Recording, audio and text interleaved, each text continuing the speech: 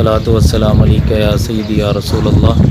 کاروان مدینہ اس جگہ پر موجود ہے جہاں پر جنگ احد میں، احد کی جنگ کے دوران آپ صلی اللہ علیہ وسلم یہاں پر 7 دن نمازیں پڑھتے رہے۔ آئیے اس کی تفصیل آپ کو بتاتے ہیں۔ ناظرین، آپ اس مقدس جگہ کو دیکھ رہے ہیں جہاں پر میرے اور آپ کے آقا کریم خاتم النبیین صلی اللہ علیہ وآلہ وسلم جنگ احد کے دوران تشریف فرما تھے، اور آپ صلی اللہ علیہ وآلہ وسلم کا خیمہ اس جگہ موجود تھا۔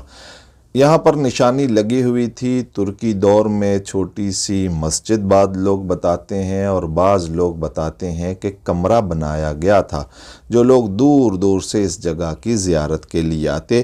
بعد میں اس مسجد یا کمرے کو ختم کر دیا گیا، لوگ پھر بھی زیارت کے لیے آتے، تو اب حکومت نے یہاں پر ایک جنگلہ لگایا اور دور سے زیارت ہو سکتی ہے، قریب جانے کی اجازت نہیں۔